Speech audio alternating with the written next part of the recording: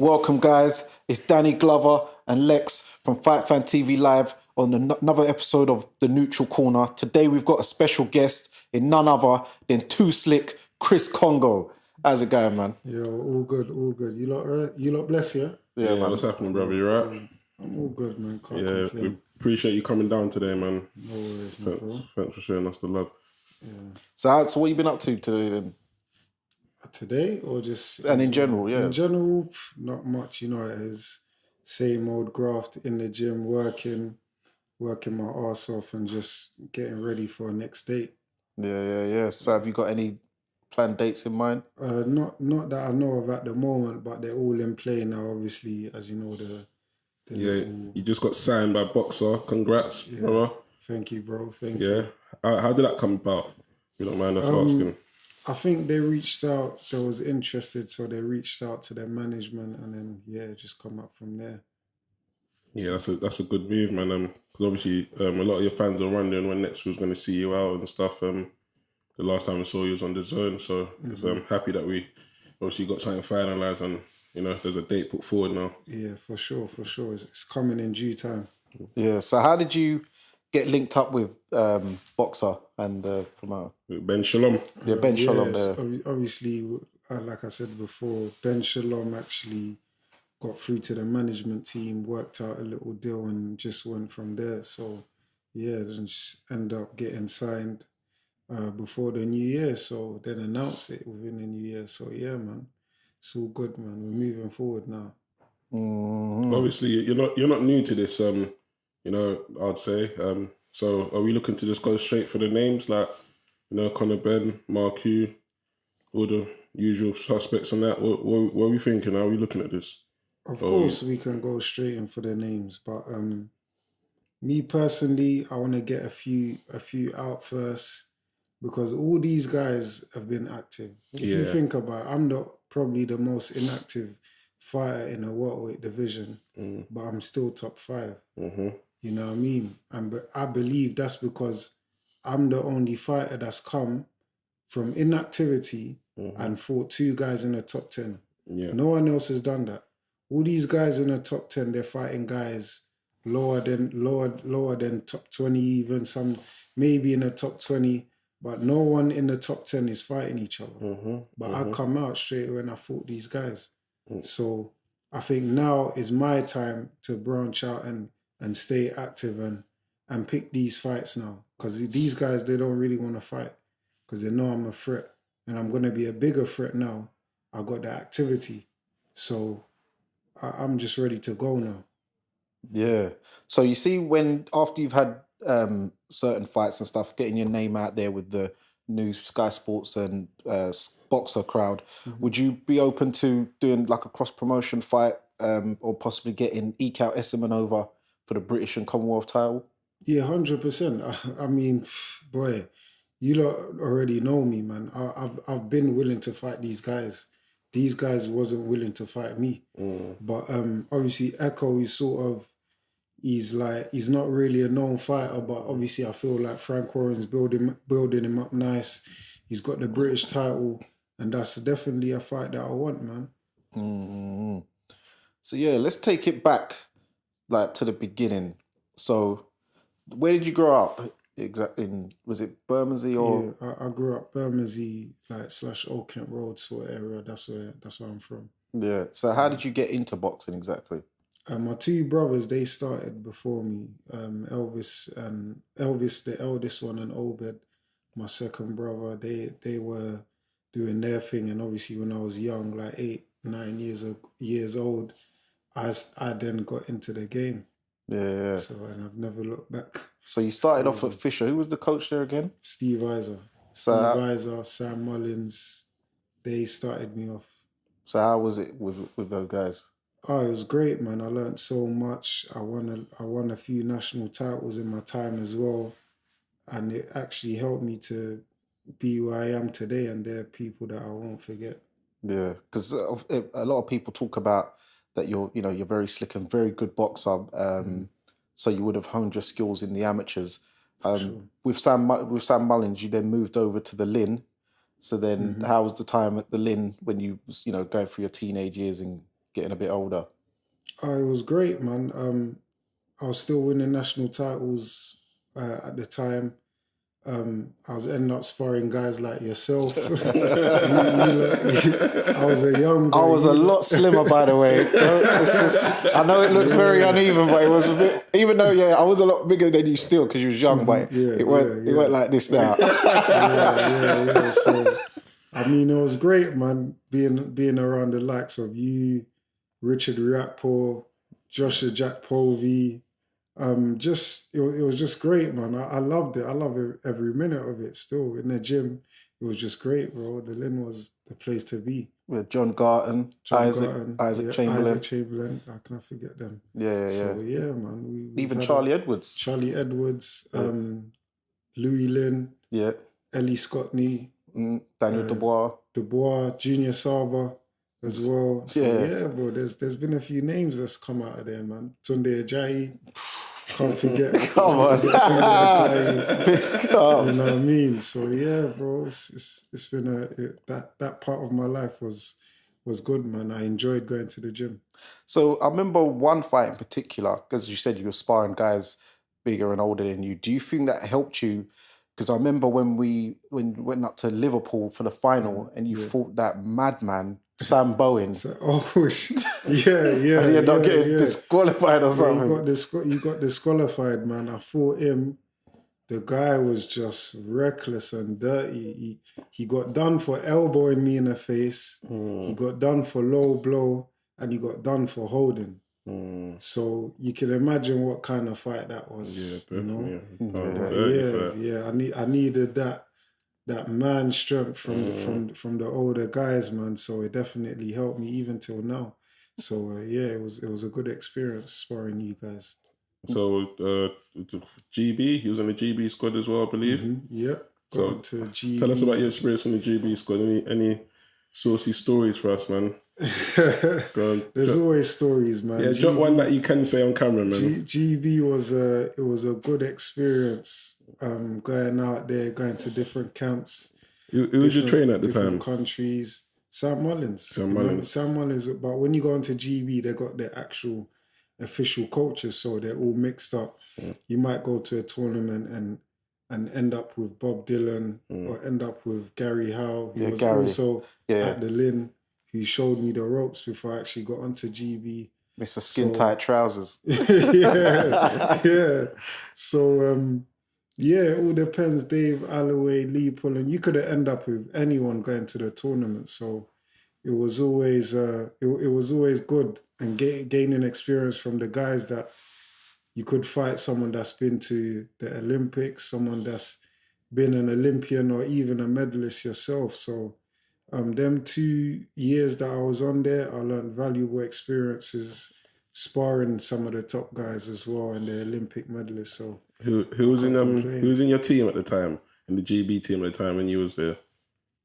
I was on the squad with Echo, Josh Kelly, the McCormack twins. There was loads of guys, Troy Williamson, Lyndon Arthur. These are the guys I'm thinking that are pro now. Now, yeah. Who else? There was loads of names there. Obviously Fraser Clark, he was on podium. Joe Cordina, Kez Ashfaq. Who else do I remember? Sam Maxwell. Yeah, there was loads, man. The list goes on, bro. Yeah, you know what I mean? Waddy was on there for a little bit as well, I think. No, or was that before you? That was before my time. Oh, okay. Yeah. You saying man trying to make you older than what you are. No, because you was on there for so long, because you was on there from a junior, innit? So you would have mixed with certain seniors, even though they would have done different sessions. It wasn't like GB them times. It was just boxing for England. Yeah, it was England. Go up there. It was more like England squad. So yeah. Yeah, I remember that. Was a good experience as well. So tell us about you turning pro and your debut and stuff like that. I remember, I can't remember the management team you was with in the beginning. If you can remind us. I was signed to Mo prior. Yeah. From the start. I turned pro 2016. Had my debut at York Hall. I still remember it and still have visions in my mind till this day. That day, you see your debut, you'll never forget it. And when people kept telling me, enjoy your debut, I enjoyed it. Yeah. I enjoyed it. Yeah, it was a great experience. I never knew how small the gloves were until I actually got in the ring. And I was like, wow, people are definitely going to get hurt. But yeah, Turn Pro then was with Mo for a while. And yeah, it was he was riding for me, man. He was the guy I needed at the time. He was supporting me financially. Probably one of the best managers I've had so far. Yeah, because even like when I used to talk to you behind the scenes, you never had a bad word to say about him. So I do believe that. He's good people's. So going back to when you were saying you didn't realize about how small the gloves was and how they felt, how would you describe the difference between wearing, the Star Pack and top 10 gloves in the amateurs compared to when you decided to put on the 8 ounces? It is that them gloves there, the top 10 and all of that. Star Pack, Green Hill. Yeah. Them gloves there had so much padding in them. Like, it's like your hand, you couldn't even clench your fists a lot of the time. But I didn't mind that because I was a good computer scorer. Yeah. That's how the amateur boxing started off, computer scoring. So just because I was tall, I could move, I love that, man. I can hit you, you can't hit me. So more time, I never really tried to clench my fists hard enough for me to try and get knockouts. Even if I probably got I could count them on one hand how many knockouts I got in the amateurs. But the difference with the pros, the gloves were smaller. You could actually get a nice grip on your fists. And then when you hit someone, you know that you've hurt them. And then you can just tell by the look in their face and just the way they move. So you know when to go in for their kill. But yeah, that's the two differences between amateur gloves and pro gloves. So you see, was you always tall for the weight, even as a raw novice? Or was you one of those who had a gross, you was a bit more compact? And then I was always fighting guys shorter than me, man. Always. Even when I moved up, I had my first year as a senior, I was still a lot taller than the elder guys. And yeah, I've just always been tall, always been that long rangy boxer from young. So yeah. Yeah, I hear that, man. I remember one of your pro fights, I can't remember what card it was. It was on Deal's card. And you fought this African brother with a mohawk. Yeah, Mbomo. Yeah, shit, that guy came for your head. Yo, he could bang, Hey, he could bang still. But it was the your entrance that day. Yeah, it was electrifying. Yeah. And you come out to, I think it was Eddie One. Was it Eddie One? Yeah, no better. Yeah. Because that's when drill started to pop. Yeah, he owes you a little a percentage of that, mate. I definitely know the streams went up after that fight. 100%. I saw him after the fight. And funny enough, I saw him on my birthday in Selfridges. And he was like, oh, what do I remember you for? I was like, oh, bro, I come and see. He's like, okay. So yeah, and then we just spoke briefly then. But yeah, that was a legendary fight. That was a surreal moment, what would you say? Yeah, 100%. And the fight alone is crazy because it was like a take it or leave it sort of thing. 6 weeks. So he wasn't a journeyman. I think now he's a journeyman. Yeah, at the time. Before when I fought him, he actually come to win. And you can see that he was ducking me down. You know what I'm saying? But yeah, that was a good experience for me, man. I needed that in that period of my career because a lot of the guys I was hitting, and these were good journeymen, and they were just going down. So I needed someone that would come and put the pressure on me early so I know how it feels. Yeah, that's what's up, man. So with the Luther Clay fight, do you remember how that fight got put to you and how it got made? Yeah, that fight got put to me pretty easy. I was away, I was in Spain and I got the call. I was actually training out in Marbella at the time, the MGM gym. That got put to me and I took that straight away. Even though I wanted a warm-up because I'd been out for so long, I had other management issues with other people, but that's a story for another day. But yeah, that got put to me and that was pretty much another take it or leave it. And I just thought, yeah, you know what?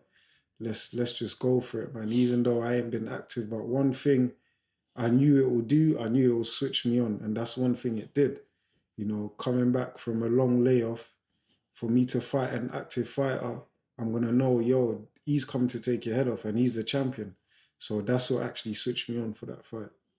Yeah, because I remember the build up to that fight, you was adamant you was gonna stop this boy. Like when I used to talk to you and stuff, you was like, even though he was out for so long, and Luther K is not a bum fighter, by the way. Everyone in my eyes, I think he's a good fighter. Yeah. But yeah, even in the beginning stages, I don't think you're sharp as you usually are. But you warmed up into the match and you did what you had to do. Would you say he pushed you a lot in that fight? Or? 100%. And to be honest, I just had to believe it because really and truly, I didn't know what I knew what I was getting myself into, but until I was actually in the ring, it was like, whoa, you're here now. You just got to ride it out. And it's like, me personally, I don't think I was ready for that fight, but I was ready for it at the same time.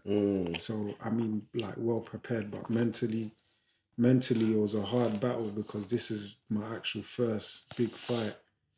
And I just weathered the storm, innit, you know. Let's talk about your trainers. Who was your trainer for that fight? Jimmy Mack. So Jimmy Mack, obviously, I'm presuming no longer with him, right? Yeah. You're now Ben Davison. Ben Davison, yeah. But Jimmy Mack was a good trainer. Sick coach. The split was amicable, right? Of course. It's mad. I actually went to see him and he said I was like probably one of the only fighters that's actually told him face to face that what I want to do. And he was like, he wished me the best. And he actually even said like, whatever will be in it. Like, do what's best for you. Don't do what's best for him or do what's best for anyone else. So yeah, we shook hands and went our separate ways. Yeah, that's a lot of fighters nowadays, when they leave coaches, you just see them with a new coach. And yeah, that's the worst thing, and that's something that I didn't want to do. I never wanted a coach to find out through Instagram, Facebook, them fighters are wrong. I'm not a wrong guy, man. I'm a straight up front guy, you know what I'm saying? So if I'm gonna do something, I'm gonna come and tell you what I'm going to do. And yeah, that's what I've done. Yeah, a lot of people, they leave trainers through emails, other representatives, which is quite not nice. So it's good that you kept it trill. You just told him honestly, and then you both move on amicably, and you've got to do what's best for your career because it's a short-lived career at the end of the day. For sure. So going back to, obviously you're from South East London, was there any sort of trials and tribulations or distractions that you went through growing up? How hard was it to stay focused on boxing because you've been doing it for so long? There's always trials and tribulations, man. You know how it goes. Obviously you got gang violence, all of that, around pretty much in most areas in South. But for me, I feel like boxing kept me on a path because all I wanted to do was win, and all I wanted to do was get to these national finals and become a national champion, just like my brothers did. And that was always my aim. And just remember, you're fighting week in, week out. So you'll fight Saturday, and then next Saturday you got another bout. So that's what kind of kept me on that path. And just remember, you're not just fighting in London. You might be next week, you might be in Manchester, or the week after you're in Nottingham. So these are all in different places, man. So I feel like boxing kept me on that path. Yeah, because I was laughing because I remember what you said to Luther Clay. Yeah. You remember what you said to him? Oh, what, on the Sky Sports? Yeah. I told him no one. I told him where's Bracknell? Where's that? Bracknell. I think that's no guys and that in there. It's near Reading. There's no trials and tribulations there, man. Yeah. There's rich people there. You know what I mean? So it's a different mindset over there. No, definitely. But going. So obviously, you was talking about your trainers. You was in Josh Taylor's camp a lot. So was you like he's one of his predominant sparring partners? Yeah, 100%. That was even when he was with Shane McGuigan. They always loved me for the work that I done with Josh. I even remember the first couple spars. He always tried to kill me, man. Obviously, he didn't know me at the time. And it's mad because we was actually on GB together, but we never really actually spoke. So I didn't know what he was like. He didn't know what I was like. But Yeah, I think we gained each other's respect through the sparring, and we always had good spars together. And he pushed me on, and I'll push him on, and it was always good, man. And then now we're trained by the same coach, and we're in the gym every other day. But it's mad, we hardly even see each other because everyone's got different time slots. Yeah. So he might be in the morning, I might be early afternoon. So we might just miss each other by like an hour, but it's all good anyway, and we speak all the time, so it's all good. And you was there when he won the undisputed against Ramirez. Was it Ramirez, right? Yeah. How was that? Because I saw that he actually gave you like a big shout, which I thought was big, man. Yeah. And he said like you helped him a lot in training and stuff. So how was that like? Let's talk about the camp in general for that person, that particular fight, and him all the way to him winning and becoming one fully undisputed. Oh, that was a great camp, man. We started off obviously in London.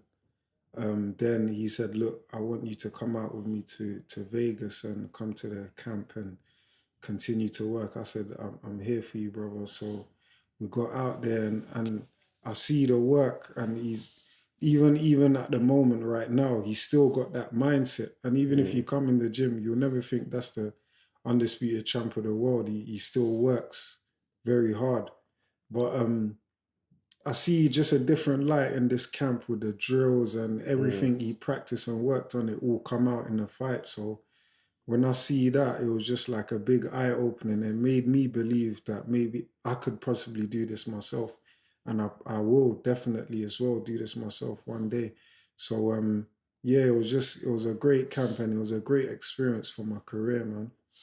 Yeah. So have you and Ben Davison spoke about possibly going back out to America, because those facilities out there looks mad state of the art where you was training in America at that time? Yeah, possibly. At the moment, Ben Davison's still training. He's still in Devin Haney's camp. Devin Haney calls him out there, so might be back out there soon. But yeah, even if it's not with Ben, I'd love to go back out there and just get some work in and get some sparring, which will always be good, man. When I was out there before, I just had to be mindful and just keep the sparring all in Josh Taylor's camp. So that's what I was there for. So I just kept it as that, and maybe next time we can go out there and go to the different gyms and spar. Yeah. So how did Ben Davison link up come about? Obviously, I know he was in the camp with him and Josh Taylor. Did you always think, okay, this is the trainer I want? Obviously, you see how he trains firsthand and stuff. No, I didn't think anything of it, of moving camps. I liked who I was, and I even say it now. My last fight was actually my best camp till this day, even though I took the L. But I just see a certain method in how they train and the drills and everything, and I thought, no, this is I don't think no one, I've never seen any other coach do this sort of analysis for a fighter. And it just opened my eyes to a different side of the sport, and that's what made me come back. And I come back to the UK and actually thought, right, maybe this is the place I need to be, because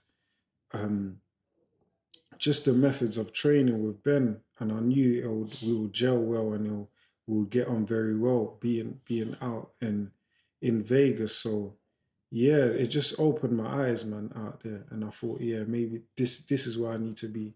And where I'm at now, I'm happy. So do you see Ben's caused a little bit of a stir lately in some of his recent comments? About the training methods of why he's able to work with top fighters. Do you feel he has a point where he feels that British trainers are a bit stuck in the past and not moving with the times and a bit lazy? 100%, because I don't know any other camp that's doing what we're doing. And I'm even going to say this now. Anyone coming up against anyone from Ben Davis's gym, we got all your numbers. We got all of you lot on lock. I'm telling you, we got all you lot analyzed. We're going to have you lot strategically broken down. Come on. And I don't think anyone is going to be able to beat us. So I believe our camp is the best camp, and we're keeping up with the times and doing all this analysis stuff. And the main thing is the drills, man. The drills is what pays the bills. And we're in the gym doing drills daily, bro. And it even gets boring sometimes. Like, drills again. But that's what brings out the best in us, man.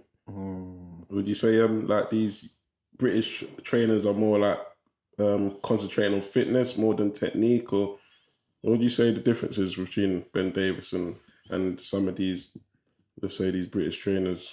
I feel like, obviously I haven't trained with a lot of trainers, but from the trainers I have worked with, Ben Davison's the most analytic one, if I can say, if that's a word. Analytical, yeah. Analytical one. Yeah. So he's showing you what you do well, what you don't do well, and how we can build on it. And I don't know if any other coaches are doing the drills that we're doing and the stuff that we're doing, because, boy, I mean, the results show, innit? You know what I mean? Last year, no one in our camp got beat. And there was even underdogs that were supposedly supposed to get beat.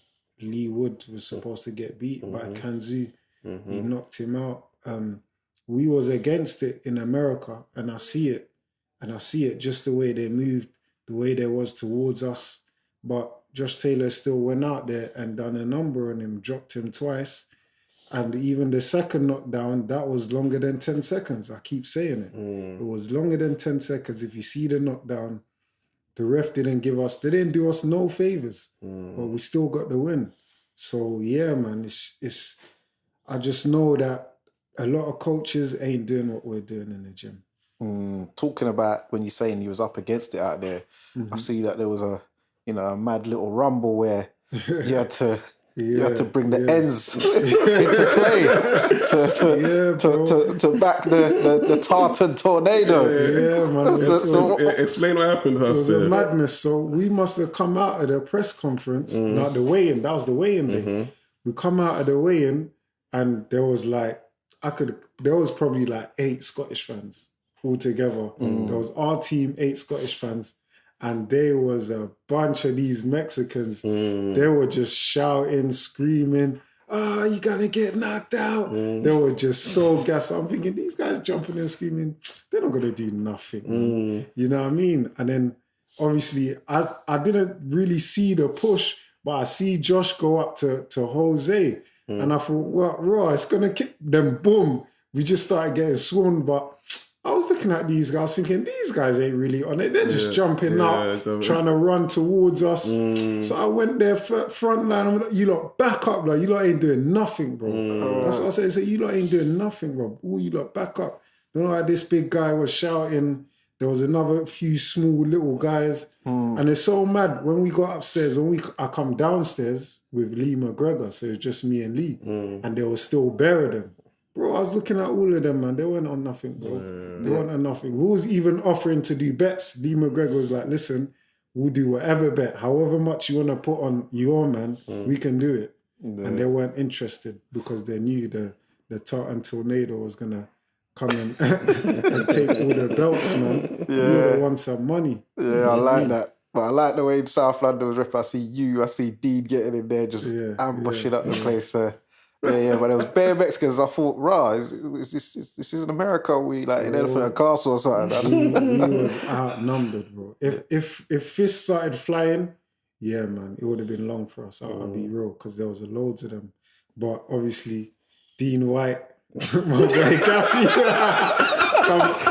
come and save the day. The way he just picked up Josh was like, come here, bro. Put him in the lift, bro. So it was good, man. Real Kevin Costner out here. Oh shit, that's funny. So Yeah, I'm loving that. So, have you sparred Lee Wood before then? Lee Wood, yeah. How was it? Some technique. He's good. He can bang. He can bang. I don't know what it is. I don't know what he's got. Well, I always do that on his hands just to make sure to know there's bones in there, because The way this guy can punch and Ben ain't exaggerating, man. You see it in the Reese Mode fight. You see it in the Kanzu fight, and that was the 12th round. You got him out of there. So How it goes late. you're about to see it again in the Michael Conlan fight. Yeah, well, that's I see that I was on the press tour and stuff. Yeah, that's gonna be a big fight, man. Big fight. I can't wait for that. I know Michael Conlan's good, but like I said, I'm looking at Ben. I'm watching Ben carefully every day. You know, I'm watching this guy, and every day I'm seeing the drills that he's doing with Lee Wood.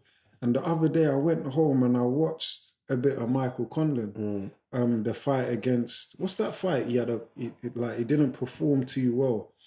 What out in Madison Square Garden? In Madison Square Garden, yeah. What's that guy's name before? I can't remember. I watched that, and just the little details that Ben was showing Lee Wood and how to capitalize on them. I was like, rah, I don't think Michael Conlan's got a chance, man.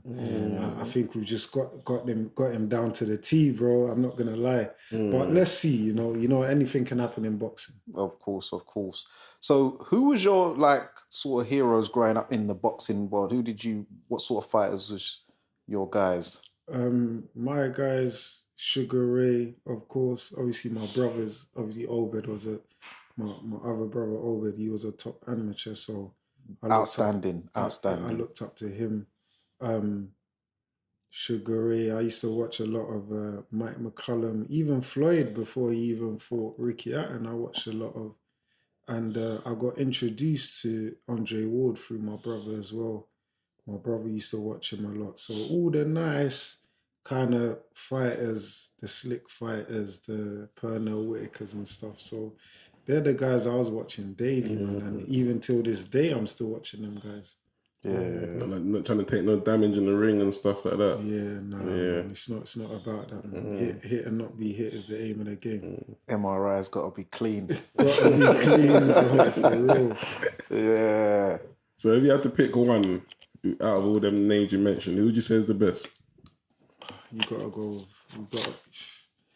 You know what? I always say, even though he'd been beat, but he'd fought everyone, and I'll say Sugar Ray Leonard is my all-time favorite, man. Even though he boxed Robert Duran, who I'm not gonna lie, I recently realized how smart he was in the ring and how much of a genius and a good fighter he was. I still rate Sugar Ray over him, to be honest. So, yeah. Well, he made him quit in the second one. He made him quit. That's what I'm saying. But the first one, the traps that Robert Duran was setting was brilliant, man. Giving the slow looks, giving the little touches of the jabs, then just exploiting out of it, and it was just great, man. Some of the stuff he was doing. Yeah, and he's got that crafty bob and it's not bob and weave. It's that I've never seen no one do it. It's a weird. It's like what he does is, you know, it is a lot of these things in boxing. They're basics and they're stuff that we should be looking at, but no one looks into them things. They're the finer details, you know, and I feel like a lot of fighters these days will get beat by the old fighters like Robert Duran because they're versatile. They always bring something different. You know what I mean? And I think boxing now, people go on YouTube and learn how to fight. And before it was all about, before and even till now, it's all about the draws, but no one does them, man. Yeah, that's like I saw a clip from Roy Jones Jr. He said nowadays people just want to get in the gym and just start sparring. No one wants to actually learn how to fight. Or no one wants to do the drills because they think it's boring. And like what you were saying earlier, you was like, oh, damn, drills again. But that's how you get out of bad habits and do the right stuff. I'm telling you now, at times it is boring, bro. It is. I done drills all week last week. But come the Friday, the drills actually paid off in the sparring. You know what I mean? Some of the stuff we was working on, I actually done it in sparring, which I'm actually proud of myself. You know what I mean? So I'm happy, and the more I do that, the better I'm gonna be. And these guys, all these guys, they better be watching because now I'm in a different league now. Where I'm based at, where I'm training, this is different. and I got all you guys' numbers. I dare you to call me out. I asked you about a fight against one of the opponents or the only opponent that beat you. He's going up against Ortiz in America. Obviously, you've been in with McKinson. Obviously, you've probably seen Ortiz and the hype around him. How do you see that fight going? It's a good fight. It's a very good fight. Obviously, McKinson. Obviously, people are not giving McKinson a chance in hell. Yeah. They're not. They ain't giving him a chance. And the only thing about that is, has he got enough power to hold off Virgil Ortiz? Because Virgil Ortiz is not a boxer. He's a fighter, and he's a fighter that can punch.